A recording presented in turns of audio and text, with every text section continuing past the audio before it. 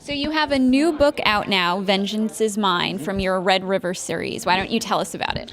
Well, Vengeance is Mine is book 4 in the series, and it continues and follows the Parker family who live in Northeast Texas on the Red River in the mid-1960s.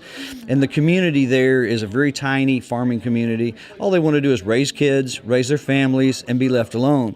But the 60s were very tumultuous. And they were violent in many ways. You know, you had the riots, and you had the Vietnam War, and rock and roll is turning dark. It's changing from the Beach Boys. You know, now it's revolutionary and very dark.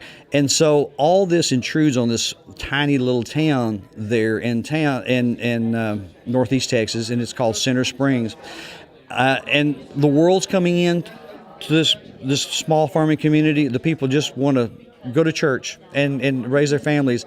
And in the midst of this, a hitman for the mob leaves Las Vegas. He drops out. He can't do it any longer.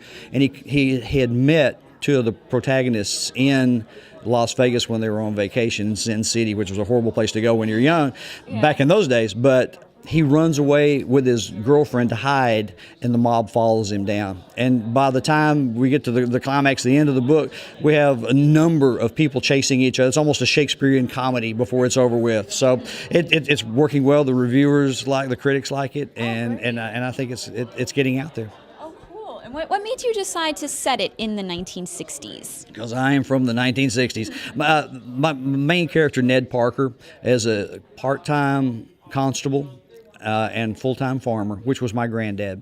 And I would watch him sit on a tractor all day, plow, take care of his cows, do the things that farmers do. And then at night, he would pin a tiny little badge onto his shirt, and he would be the local law.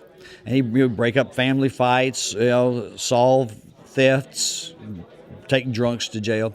And as I watched him do that growing up, I realized that way of life is dying at the same time.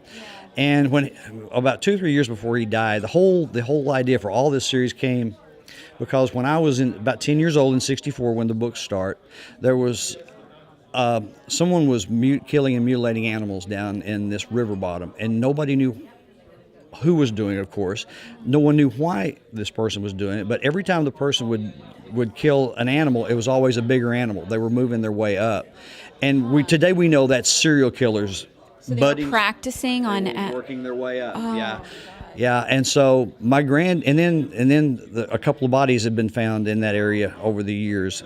And my granddad was investigating this, and I was a kid remembering the conversations. You know, the old people would talk about these kinds of things. And kids back then were seen and not heard. And so we just listened and we absorbed all of it. And I never heard a resolution on it. And I'm grown, I'm married, visiting my granddad who's retired, sitting on the porch of this country home. And it popped into my head. And I just said, tell me what happened. And I described what I recall. And I said, somebody was killing animals, and then there were a couple of bodies, and then it all stopped. I said, did you guys arrest the guy? Did you find out who was doing all this?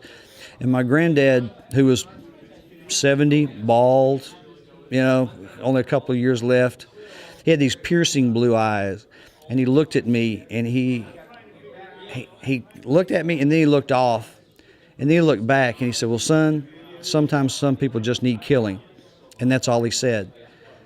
And I thought, that's very ambiguous. It is, and you don't. It sounds like a line from a book. It became a line from the book. In fact, that's my catchphrase, because he would say that, and I never knew.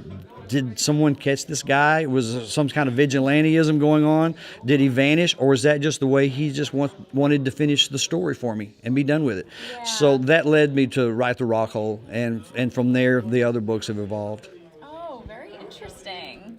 And have you written other genres, or do you focus on thrillers? Right now, the historical mystery thriller series, the Red River series, is the one I'm working on. But I'm creating a new series as we speak. I'm about halfway through the manuscript, and it takes place in West Texas now, and it's contemporary, and it involves a Texas Ranger that works out of West Texas, and that's probably coming next year. It's not even titled yet. My agent and I just met this weekend to talk about it. Oh, very cool. Oh, thanks so much. Well, you're more than welcome. Thanks for having me on.